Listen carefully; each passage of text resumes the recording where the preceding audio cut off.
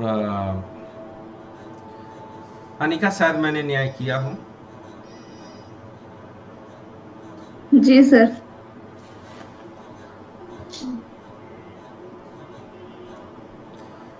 चलिए हम लोग शुरू करते हैं। और already have invested a lot of time.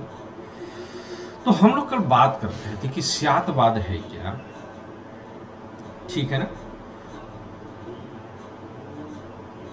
अगर स्यातवाद को लेकर के चलें कि स्यातवाद एग्जैक्टली है क्या, तो हम लोगों ने कल कहा था कि यह सापेक्षता का सिद्धांत है। और जहां पर बाकी जो है न्याय वाक्य, बाकी दर्शन किसी भी बात को सिर्फ दो दृष्टिकोण से कहते हैं कि वह अच्छा है और वह बुरा नहीं है। इसके उलट जैन दर्शन इसी बात को 7 तरीके से कहने की कोशिश करता है। स्यात् अस्ति, स्यात् नास्ति, स्यात् अव्यक्तम, स्यात् अस्ति च अव्यक्तम, स्यात् नास्ति च अव्यक्तम, और स्यात् अस्ति च नास्ति च अव्यक्तम। तो वो 7 प्रकार से अपनी बात को कहने की कोशिश कर रहा है।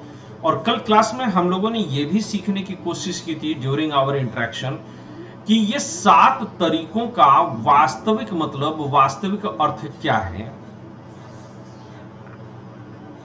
राइट। और हम लोगों ने प्रयोग करके देखे थे कि ये क्या इस तरह से बातें कही जा सकती हैं, इसी बात को ये कहते हैं। तो ये एक एग्जाम्पल देते हैं जो जैन दर्शन में भी है कि अगर कहीं पर एक घड़ा रखा हुआ है तो उस घड़े के विषय में ये कहते हैं कि हम ये कहते हैं कि सापेक्षतया, यानी कि स्यात् घड़ा है, स्यात् घड़ा कमरे में है यानी कि स्थान देश का, स्यात् घड़ा वर्तमान में है, गोल आकार का है। तो यहां पर हर बार हमने घड़े के अस्तित्व के बारे में बात की, उसके बारे में सकारात्मक तरीके से कहा। लेकिन दूसरा तरीका भी है कि शायद घड़ा नहीं है, अर्थात घड़ा जो है अगर वहां मिट्टी का था तो यहां मिट्टी का,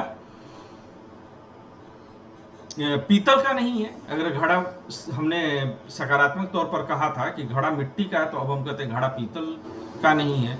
घड़ा वहां गोल था तो घड़ा चौकोर नहीं है। घड़ा इस कमरे में है तो घड़ा उस कमरे में नहीं है। और घड़ा इस काल में है तो उस काल में नहीं है। कल हमने इसी तरह से स्याद्वाद को समझने की सापेक्षता जो सिद्धांत है उसको सप्तभंगी न्याय को इसी तरीके से हमने समझने की कोशिश की थी। तीसरा भंग जो है वो कहता है कि स्यात् अस्ति नास्ति। स्यात् अस्ति नास्ति का अर्थ क्या है? तो कहते हैं कि स्यात् अस्ति नास्ति का अर्थ है कि सापेक्षतया घड़ा है भी और घड़ा भी नहीं भी है। अब इस तीसरा वाला जो है स्यात् अस्ति नास्ति, कि घड़ा है भी और नहीं भी है, इसको कैसे कहेंगे? तो यानी कि घड़ा मिट्टी का है और पीतल का नहीं है। हाँ, निधि कुछ कहना चाह रही है। सर स्क्रीन शेयर कर दीजिए। लाहौर में मैंने स्क्रीन पर कुछ लिखा नहीं है बेटा अभी तक। ओके। पर मैं शेयर कर देता हूं।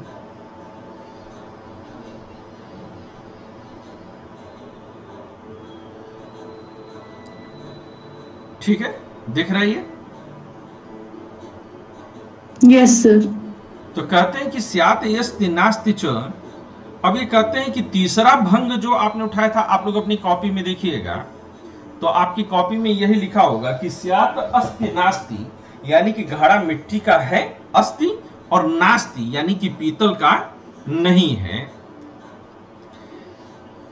और जब कहते हैं कि चतुर्थ जो है लेते हैं कि स्यात् अस्ति नास्ति अव्यक्तम, सॉरी स्यात् अव्यक्तम, पहला वो अस्ति नास्ति तो जो है आखिरी हो जाता है ना। तो इसका मतलब क्या है कि स्यात् अव्यक्तम नहीं, हाँ चौथा जो है स्यात् अव्यक्तम है। तो स्यात् अव्यक्तम का मतलब क्या हुआ कि जो उसका पूरा प्रारूप है उसको हम जो है पूरी तरह से व्यक्त नहीं कर पाते हैं। तो इस तरह से 5वां, 6वां, 7वां जो है सब एक एक करके ले लेंगे।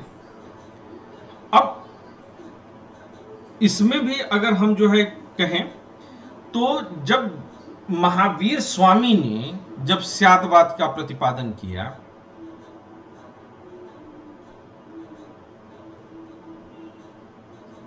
तो लिखिएगा जरा, महावीर स्वामी ने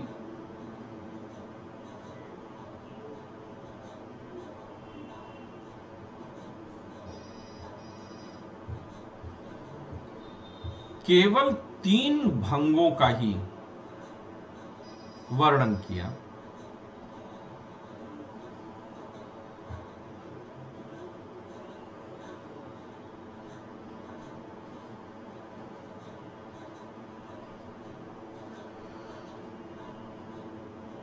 और 3 भंग कौन से हैं? तो 3 भंग हैं स्यात अस्ति, स्यात नास्ति, क्रम संख्या डाल दी जाए 1 2, स्यात नास्ति,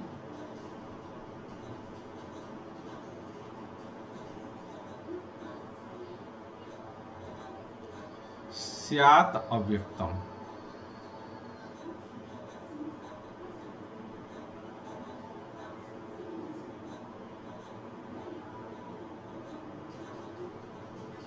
तो ये 3 का जो है इन्होंने किया। अच्छा, ये 3 को जो है आप यहां पे एक पॉइंट और डाल दीजिएगा कि इन 3 को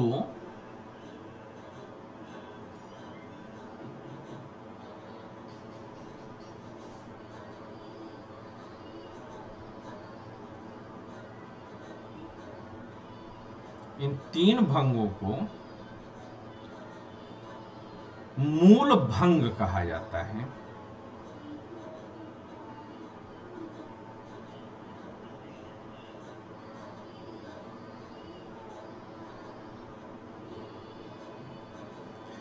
इसका मतलब क्या हुआ कि 3 भंग को ही मूल भंग कहा जा रहा है, क्योंकि शेष जितने भंग हैं अगर आप उठा करके देखेंगे तो शेष जितने भंग हैं वो इन्हीं को मिलाने से बनते हैं। अब जैसे स्यात, चौथा भंग लीजिए तो कहते हैं कि तीसरा भंग स्यात अस्ति नास्ति, जो क्रम लिखा है आपने, तो स्यात अस्ति नास्ति क्या है? पहले 2 को मिला करके बना है। 5वां जो है स्यात अस्ति च अव्यक्तम, ये पहले और चौथे को मिलाने से बना है।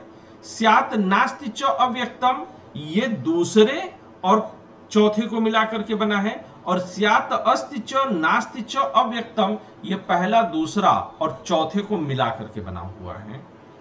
पढ़ करके देखिए, ये आप लोग को समझ में आ रहा है कि 3 को ही मूल भंग क्यों कहा जा रहा है। और पहले 3 ही मूल भंग नहीं है, पहला, दूसरा और चौथा इस क्रम में मूल भंग कहलाएगा।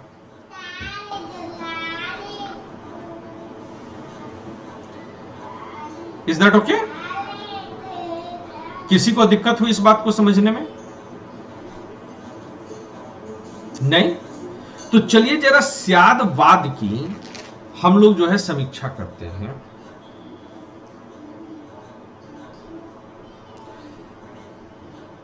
मुझे अच्छा, अभी तो इस पर काफी कुछ हो सकता है।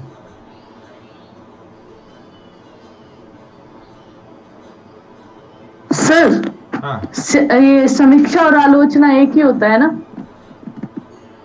आलोचना में केवल जो है निगेटिव पॉइंट्स के बारे में बात करते हैं, और समीक्षा में जो है हम पॉजिटिव और निगेटिव्स दोनों पर बात करते हैं। ओके।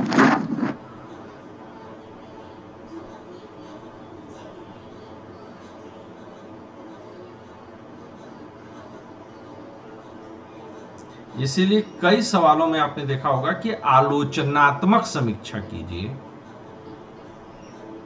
अगर आलोचना और समीक्षा एक होती तो फिर यह हो जाता कि समीक्षात्मक समीक्षा कीजिए, तो उसका कोई मतलब नहीं है। Okay sir. सर कोई आंसर राइटिंग करेगा तो उसमें आलोचना और समीक्षा दोनों करनी होगी। जैसा प्रश्न की डिमांड होगी। तो पहला लिखिए। समीक्षात्मक अध्ययन में वो आ गया ना कि उसका पॉजिटिव और नेगेटिव दोनों पॉइंट्स बताने हैं, और आलोचना में सिर्फ आपको आलोचना ही बतानी है, क्रिटिसाइज करना है उसको बस। हाँ, समीक्षा में ये भी होता है कि अगर आलोचनाओं को डिफेंड किया गया है तो हमें उसकी भी चर्चा करनी है। सर वो कैसे पता लगेगा कि डिफेंड कैसे किया गया है? पढ़ करके, जैसे मैं अभी बता रहा हूं तो मैं इसमें डिफेंस को भी तो बताऊंगा। सर जैसे क्वेश्चन में दिया जाए तो वो एकदम से तो नहीं समझ में आएगा। मैं इसको बताता हूँ, इसको कर ले, इसके बाद इस पर चर्चा ठीक है। करते हैं। किसी क्वेश्चन में आएगा तो वहां पर कर लूंगा, ठीक है। तो इसको कहते हैं कि अन्य दार्शनिक संप्रदायों ने, जरा लिखिए, अन्य दार्शनिक संप्रदायों ने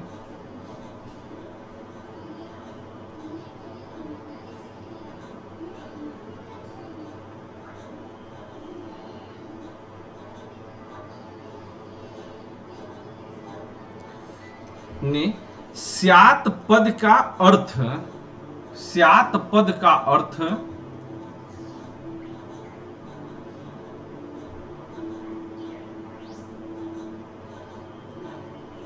शायद या संभवतः से लगाया।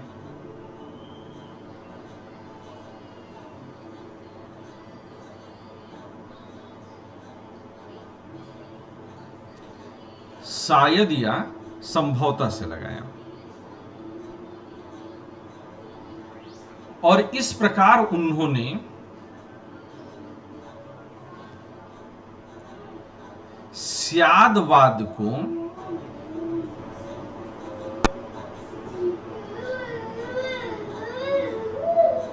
संशयवाद मान लिया। स्यादवाद को संशयवाद मान लिया।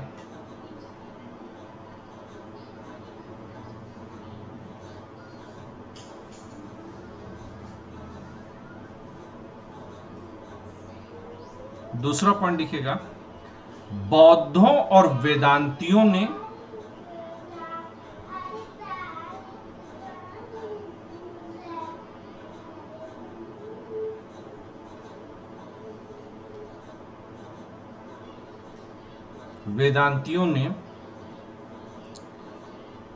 स्यादवाद को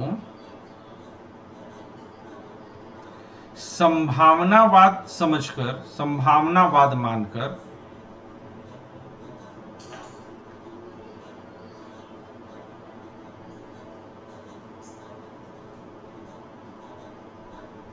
कटु आलोचना की।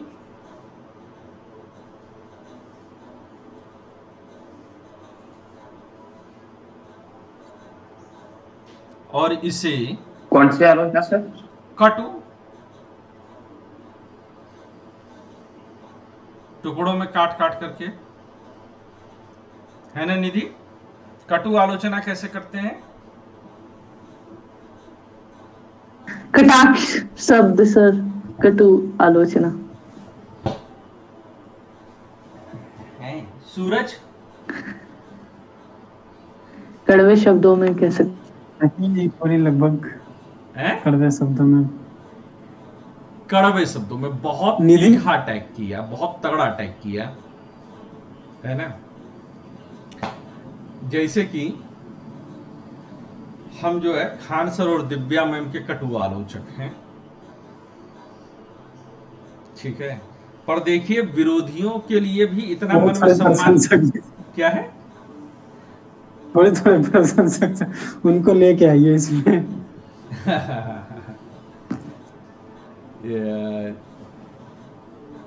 मतलब कि जब से तुम दिव्या मैडम को आगे, सूरज जब से दिव्या मैम का वीडियो देखा है तब से मतलब पीछे मेरे पड़ा हुआ है कि सर उनको लेकर के आइए चैनल पर। इसकी रातों की नींद और दिन का चैन उड़ गया है। सर अब तो लाना ही पड़ जाएगा एक बारी। एक बार नहीं, मुझे लगता है क्वालिटी पढ़ना चाहते हैं सर। हाँ, ये वीडियो जो है मैं किसी और को भेज दूं लिंक।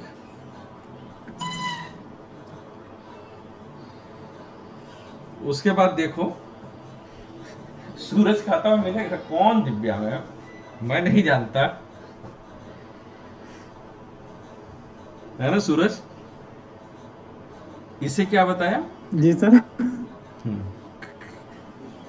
अब हो गई, जो बीत गई सो बात गई। ये कटु आलोचना की, और कटु आलोचना करके इसे क्या बताया? पागलों का प्रलाप बताया।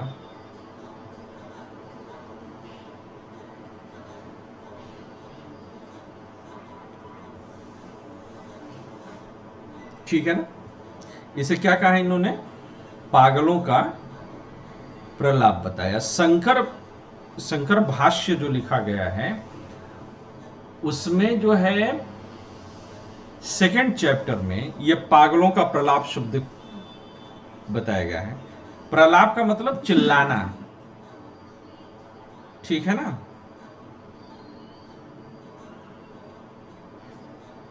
उनके अनुसार, इनके अनुसार क्या हो जाता है? क्यों ये इस तरह से बोलते हैं? क्योंकि इनके अनुसार सत और असत,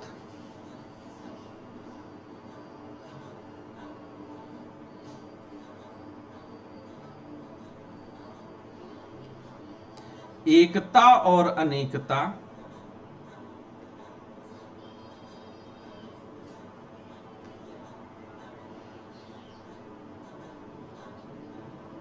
एकता और अनेकता, नित्यता और अनित्यता,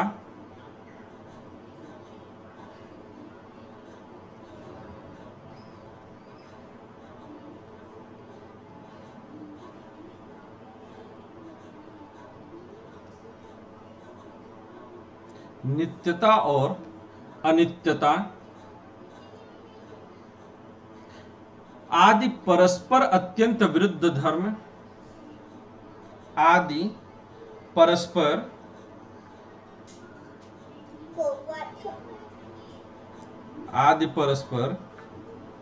विरुद्ध धर्म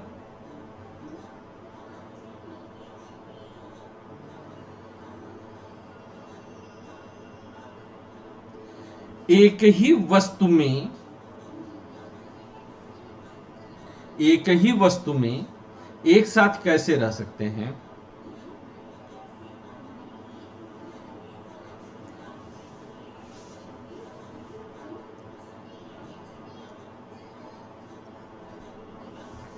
प्रकाश और अंधकार,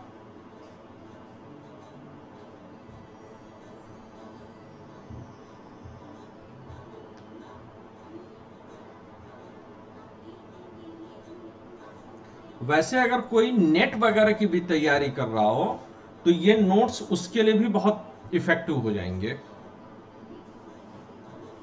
ठीक है ना? प्रकाश और अंधकार। आप में से सबसे अच्छी हैंडराइटिंग किसकी है?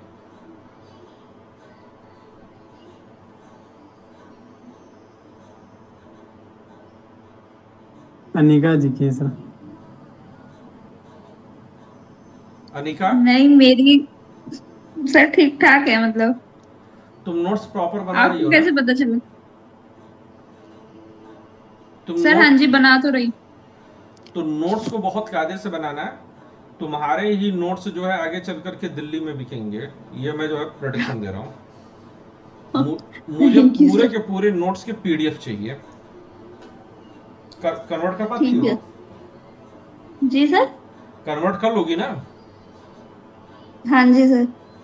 हाँ, तो जब जैसे इंडियन फिलोसफी हो जाए कंप्लीट, तो उसके नोट्स मुझे एक जगह दे देना, तो वो ओके जो सर। है मैं दे दूंगा बिकने के लिए। तो ये कहते हैं कि ठीक है। प्रकाश और अंधकार एक ही स्थान पर साथ साथ नहीं रह सकते। आप सोच करके बताइए कि क्या साथ साथ रह सकते हैं? मैं आप लोगों को अभी दार्शनिक बनाता हूं। साथ साथ नहीं रह सकते हैं। All done? तो अगर इस बात को हम सही मान लें तो आपको क्या लगता है, या एक लाइन और बना लीजिए, अतः स्यादवाद, तब मैं आगे बात करूं।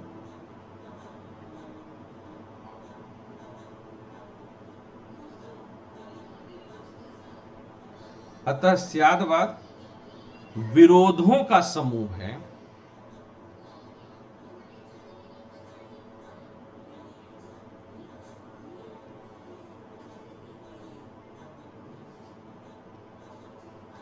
अतः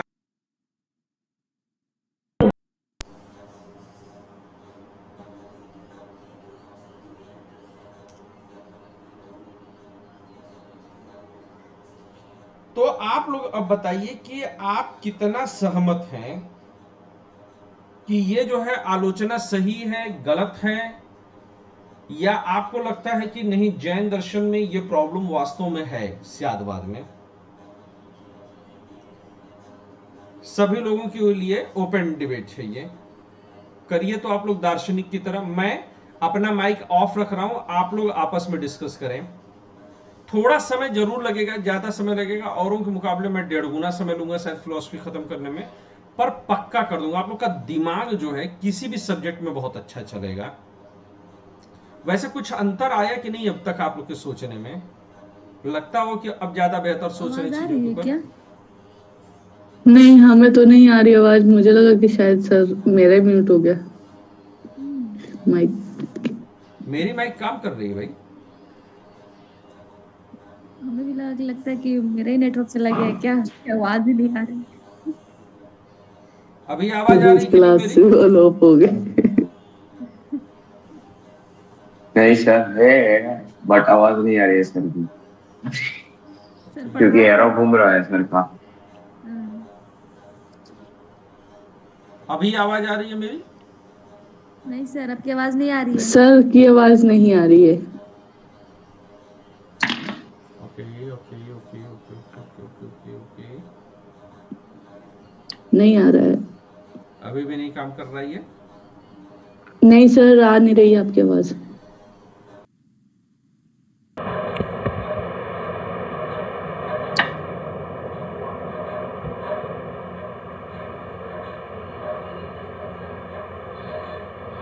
अभी भी नहीं आवाज आई?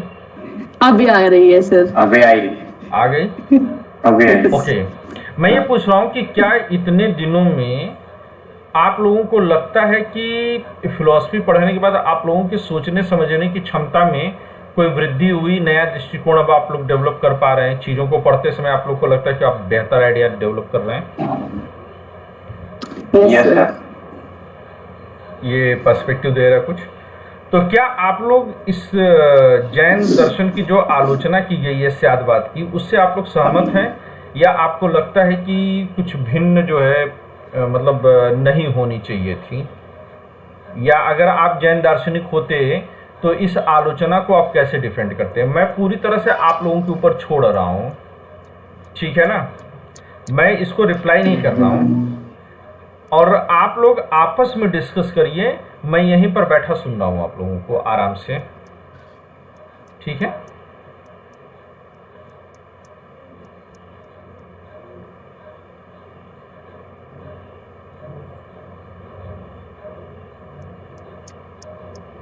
पढ़ करके देखिए कौन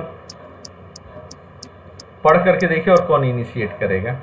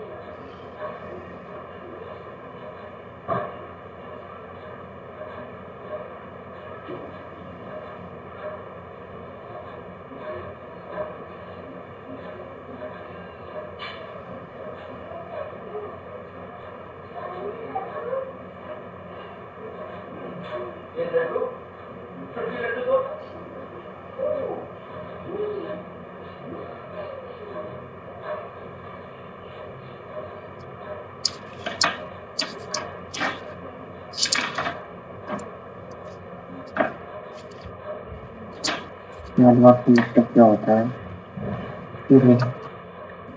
सर? थोड़ा सा ये स्क्रीन पे जो लिखा हुआ है सर, उसको छोटा कीजिएगा। शायद मेरा एक वर्ड छूट गया है, कंफ्यूजन हो रहा है सर।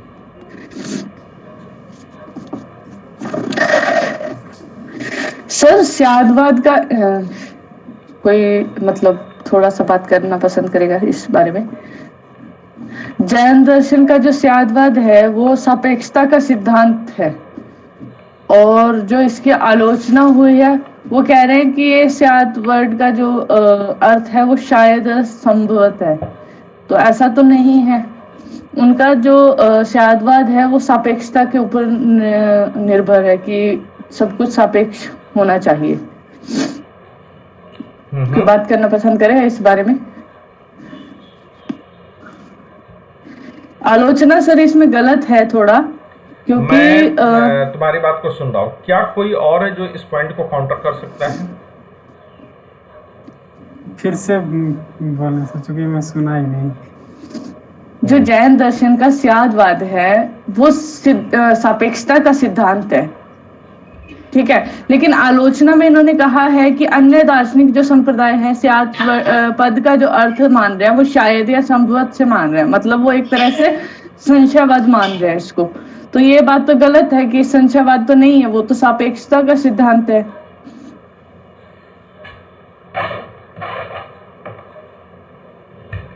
कोई बोल ही नहीं रहा।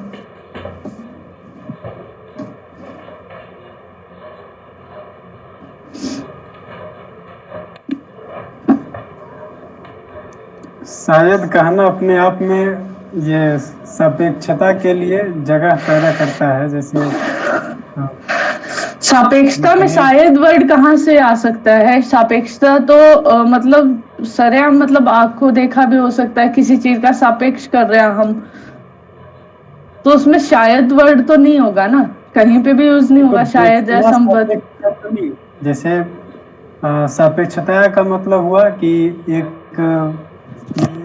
काफी चमकीला प्रकाश है जो पूरे कमरे को प्रकाशित कर रहा है, एक और डिम लाइट वाला थोड़ा मध्यम लाइट वाला बल्ब लगा दे तो पूरे तौर पर प्रकाशित नहीं करेगा। तो हम कहेंगे कि शायद ये रूम, ये कमरा प्रकाशमान नहीं, मतलब प्रकाशमान नहीं है, लेकिन वो अंधकार में भी नहीं है। सुनो, अगर प्रकाशमान नहीं है तो लेकिन अंधकार में भी नहीं है ना। हाँ नहीं है तो संदेह है इसको। मैं शायद का मतलब तो खुद शायद ही होता है ना, लगभग तो बात है कि जाता है, गुंजाइश दे रहा है, मैं ये कह रहा हूँ। लेकिन जो जैन दर्शन का स्याद वर्ड है वो उसका अर्थ है सापेक्षता। हाँ, उसका मूल अर्थ सापेक्षता है, क्योंकि उन्होंने इसको काफी ज्यादा हर एक चीज को कैटेगराइज करके अलग अलग किया, और बाकी दर्शन इसको हर एक प्रमाण को अलग तरीके से कैटेगराइज नहीं कर रहे थे।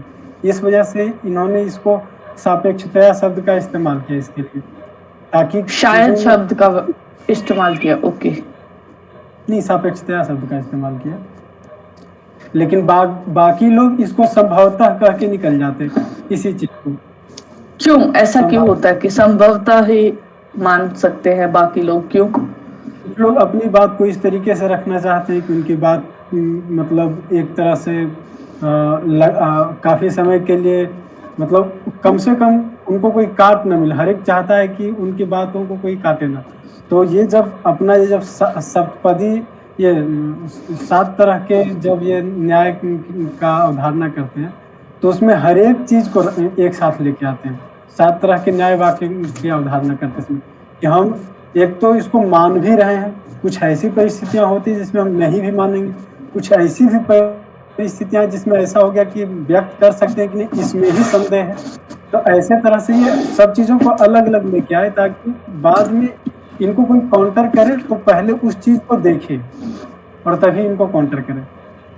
जैसा कि सर ने बताया था, सुनो, जैसा कि सर ने बताया था कि महावीर स्वामी ने 3 ही भंगों को का वर्णन किया है, स्यात् अस्ति, स्यात् नास्ति और स्यात् अव्यक्तम। लेकिन इसमें जो सप्तभंगी है वो 7 को मान रहे हैं, लेकिन वो मान रहे हैं एक दूसरे से कनेक्टेड, मतलब उन्हीं से निकले हुए जो दूसरे वर्ड है। एक्चुअल जो है वो 3 ही हो सकते हैं, पहला, दूसरा और चौथा।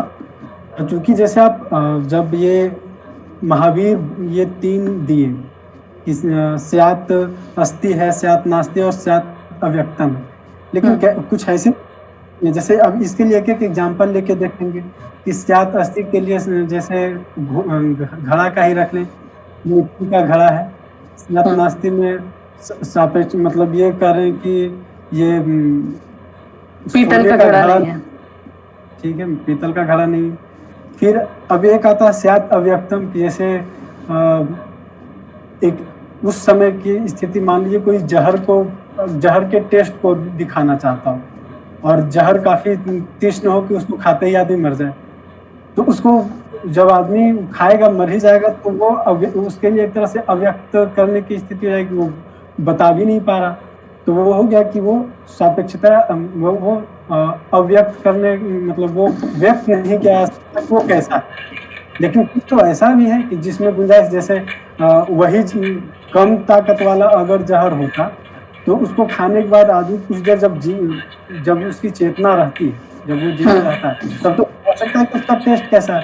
लेकिन अगर कुछ ऐसा भी होता है कि खाया और उसका दिमाग कंफ्यूज है, वो कुछ कहने की स्थिति में नहीं। मेरे को आपको ये एग्जांपल इसमें थोड़ा सा कंफ्यूज कर रहा है, वो स्यात् अव्यक्तम वाले में ये थोड़ा सा कंफ्यूज कर रहा है।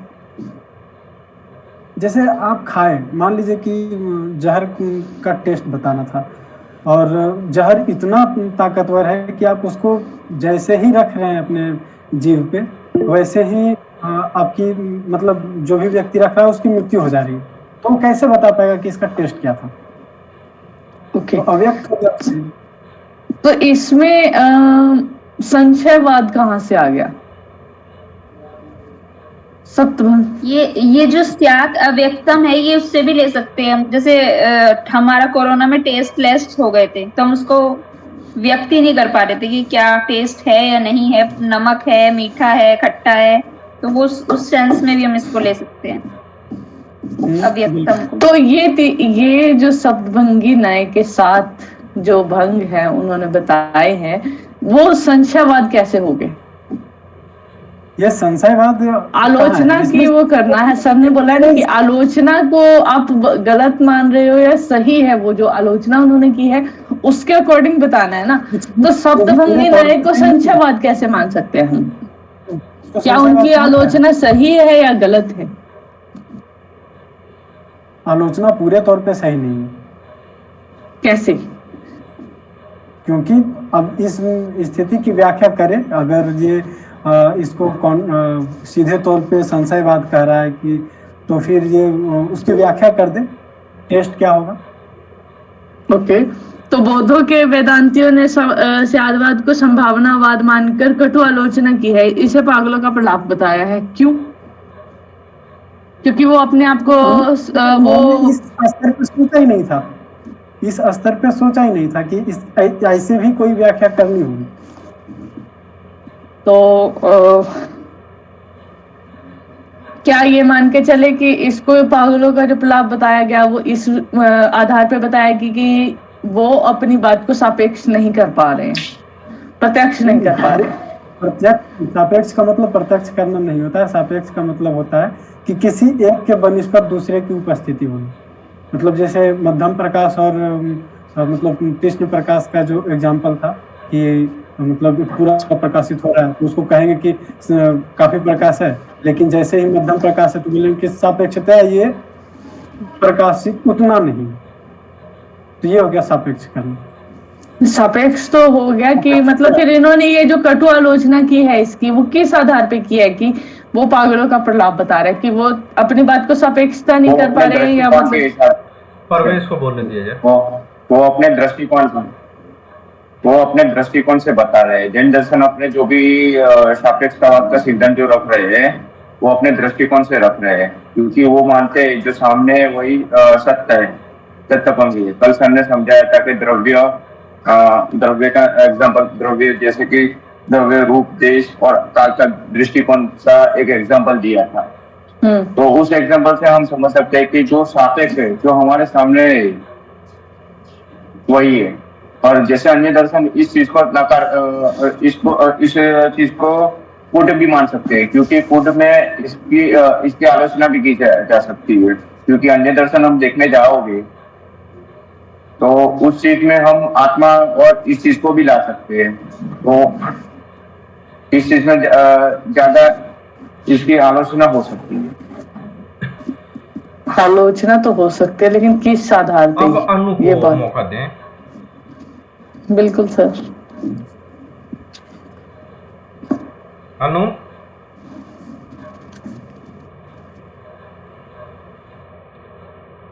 अनिका,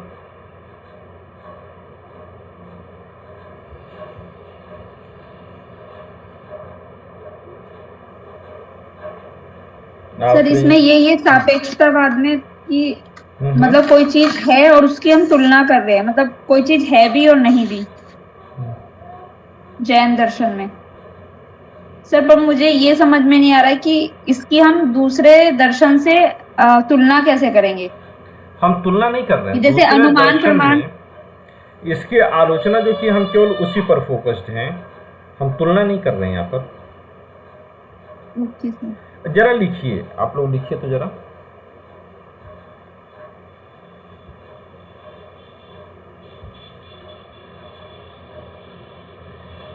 किंतु स्यादवाद की यह आलोचना सही नहीं है। किंतु स्यादवाद की यह आलोचना सही नहीं है।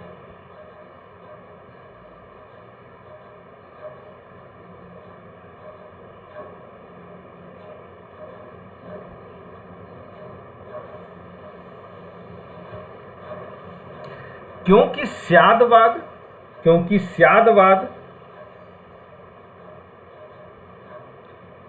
संशयवाद नहीं है। क्योंकि स्यादवाद संशयवाद नहीं है।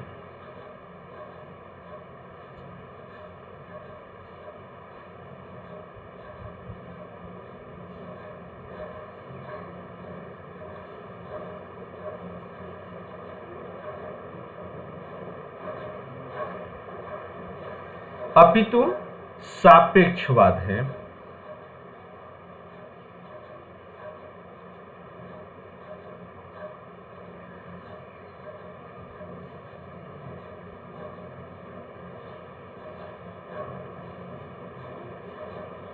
अपितु सापेक्षवाद है।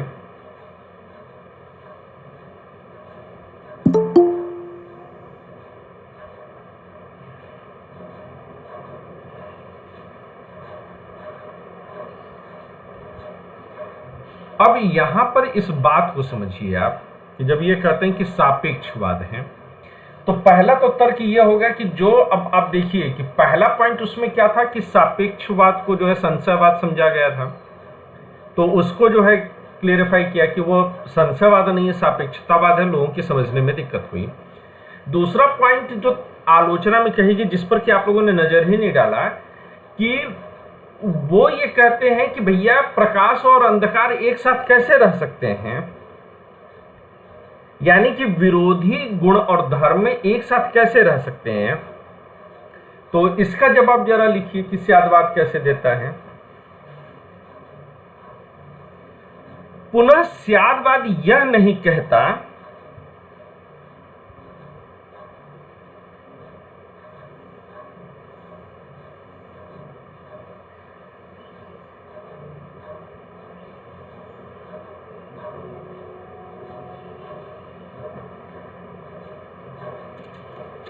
स्यादवाद यह नहीं कहता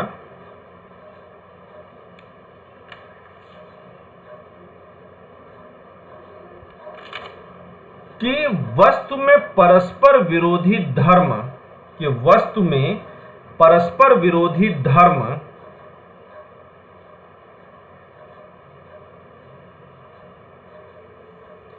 एक ही दृष्टि से एक ही दृष्टि से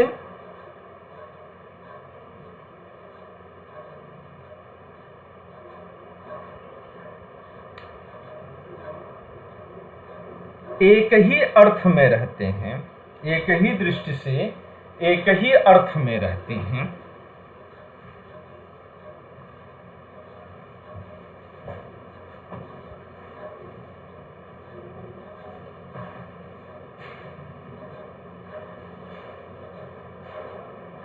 जैन दर्शन के अनुसार जैन दर्शन के अनुसार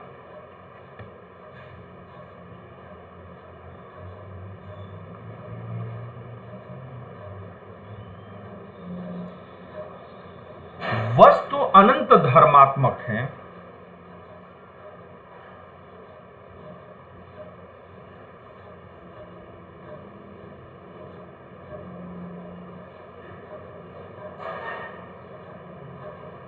वस्तु कैसा है?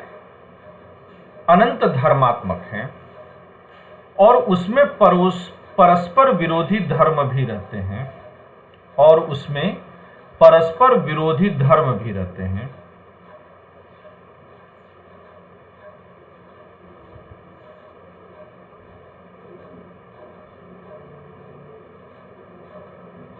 क्योंकि यह वस्तु का स्वभाव है, क्योंकि यह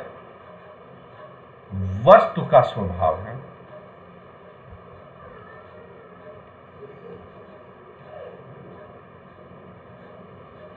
यह वस्तु का स्वभाव है, किंतु हमारा ज्ञान आंशिक और सापेक्ष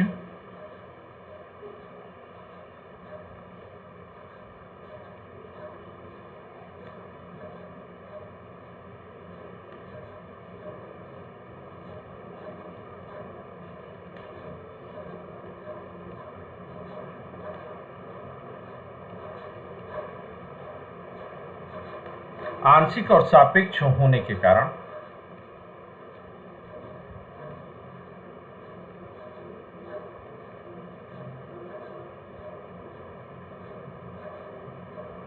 दृष्टि विशेष से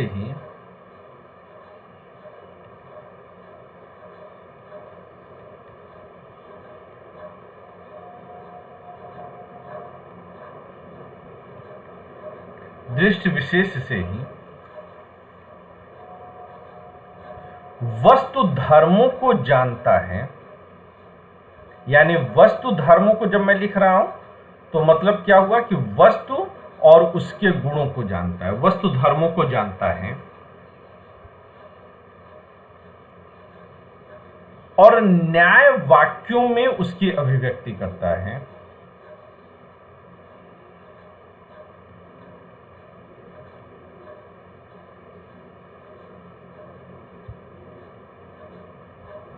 और न्याय वाक्यों में उसकी अभिव्यक्ति करता है।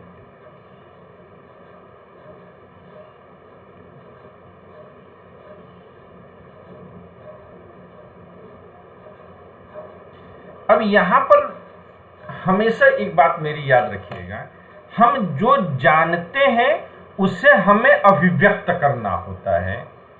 हम जो जानते हैं उसे हमें अभिव्यक्त करना है और हमारे जाने हुए में और उसके अभिव्यक्त करने में, कहने में कई बार अंतर आता है। कई बार आप लोगों ने महसूस किया होगा कि इसे कहना तो यही चाह रहे थे पर कह नहीं पाए। यानी कि हम जान रहे हैं लेकिन कह नहीं पा रहे हैं। तो एक तो हम सभी वस्तुओं को सभी धर्मों को जान नहीं पाते और जानने के बाद न्याय वाक्य में कहने जा रहे हैं तो फिर हम फंस रहे हैं। तो दो तरफा जो है फिल्ट्रेशन हमारे ज्ञान पर हो जाता है, हमारी अभिव्यक्ति पर हो जाता है। इस बात को ध्यान में रख करके और आगे लिखिएगा। एक एग्जाम्पल लिखिए, जैसे कि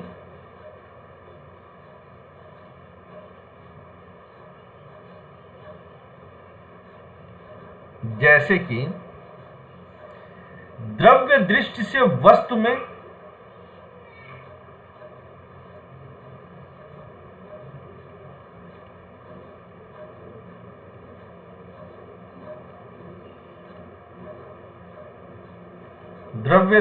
वस्तु में एकता, नित्यता आदि का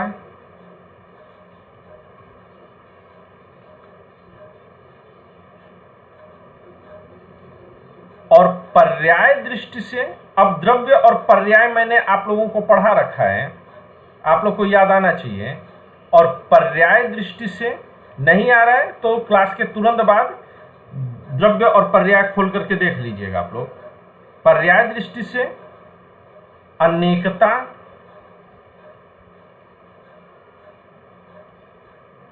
अनित्यता,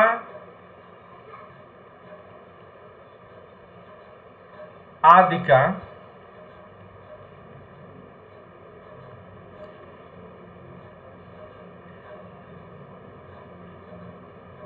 सापेक्षतया विधान किया जाता है।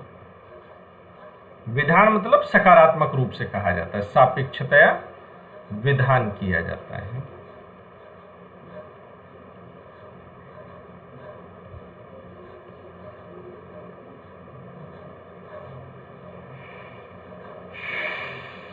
आगे जरा लिखिएगा।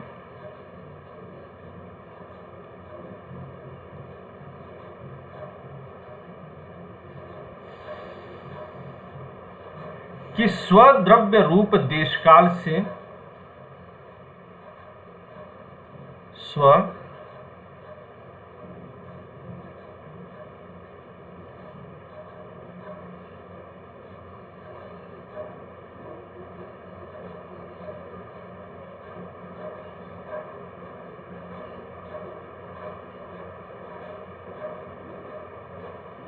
द्रव्य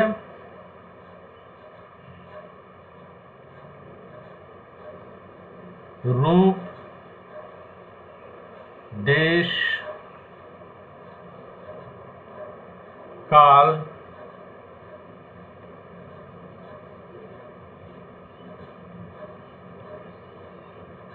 की दृष्टि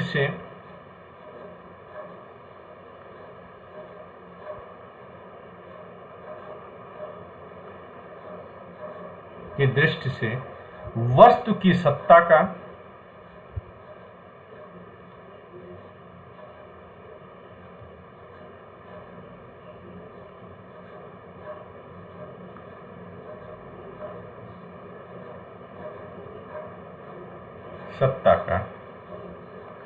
और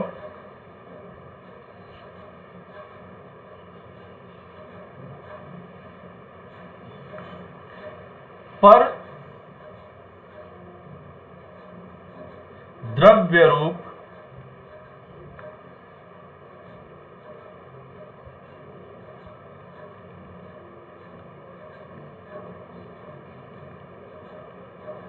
देश काल की दृष्टि से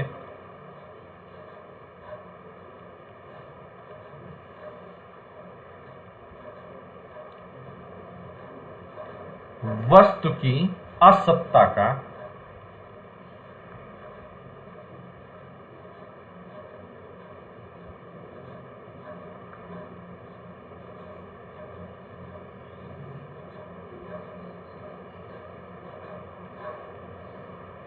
सापेक्षतया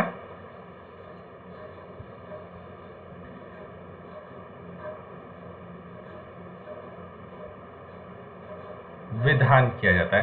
अब देखिए स्व के रूप से क्या किया गया था, जब स्वरूप लिया था आपने तो सत्ता का विधान किया गया था कि वो है, और दूसरों के रूप से असत्ता का। जैसे कल हमने एग्जाम्पल लिया था, सूरज सुंदर है वह उसका रूप है, लेकिन सूरज बदसूरत नहीं, क्योंकि बदसूरत कोई और है। तो सूरज में सुंदरता की सत्ता है और सूरज में बदसूरती की असत्ता है, यानी कि उसमें बदसूरती नहीं है। लैंग्वेज समझ में आ रहा है ना?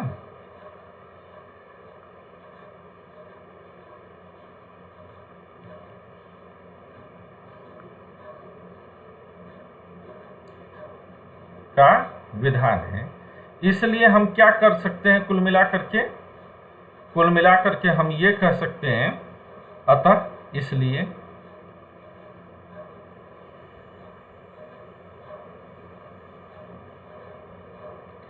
स्यादवाद में विरोध नहीं है।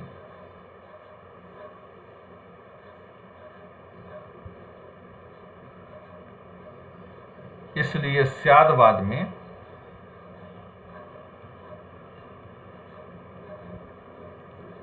विरोध नहीं है। इसको जरा डबल इन्वर्टेड कॉमा में कर दीजिएगा तो स्वद्रव्य रूप देशकाल से यहाँ तक ये किसके हिसाब से है? तो ये एक बुक है जैन दर्शन की, याद रखिएगा इसको, स्यादवाद मंजरी में इस बात का जिक्र किया गया है। एक दो किताबों के नाम भी आप लोग को हर दर्शन में याद रहे तो बढ़िया है। स्यादवाद मंजरी के अनुसार ऐसा लिखा गया है। क्या लिखा गया है कि स्वरूप द्रव्य क्षेत्र काल भाव सत्वम अपर रूप द्रव्य क्षेत्र काल भावे सत्वम तदा क्व विरोधावकाश। यानी कि स्वरूप द्रव्य क्षेत्र काल के हिसाब से उसमें सत्ता है, लेकिन पर रूप द्रव्य क्षेत्र काल भावोस्त्व सत्वम की, यानी कि पर रूप के द्रव्य क्षेत्र काल के हिसाब से उसमें असत्ता है, उसकी सत्ता नहीं है। तो फिर प्रश्न पूछता है स्यादवाद मंजरी कि तदा क्व विरोधावकाश, तो फिर विरोध की जगह कहां बच जाती है? जो आप कह रहे हैं कि प्रकाश और अंधकार नहीं रह सकते हैं, तो ये जैन दर्शन जवाब देता है, कहता है कि हमने कब कहा कि प्रकाश और अंधकार दोनों साथ में है? हम तो केवल इतना कह रहे हैं कि प्रकाश और अंधकार नहीं साथ में है, कि अगर कमरे में प्रकाश है तो हम कहते हैं कि कमरे में प्रकाश है, प्रकाश की सत्ता है और अंधकार की सत्ता नहीं है। हम ये नहीं कह रहे कि प्रकाश और अंधकार दोनों है, हम तो केवल कह रहे हैं कि प्रकाश की सत्ता है और अंधकार की सत्ता नहीं है। तो फिर विरोध कहां से आ गया? तो इस मामले में यह अपने आप को बढ़िया डिफेंड करते हैं जैन दर्शन। तो स्यादवाद की यह आलोचना हम लोग आज जो है हमने की, स्यादवाद पर उनकी और आलोचनाएं, उनकी और समीक्षाएं हम लोग कल फिर करेंगे। मुझे उम्मीद है कि आज आप लोग को क्लास जो है अच्छी लगी होगी। मैं आप लोगों को बातचीत की गुंजाइश इसलिए दे रहा हूं क्योंकि मैं नहीं चाहता कि आप लोग दर्शन शास्त्र जैसे प्यारे सब्जेक्ट को सिर्फ रटो। जब बातचीत करोगे ना, तर्क करोगे, तो सभी सब्जेक्ट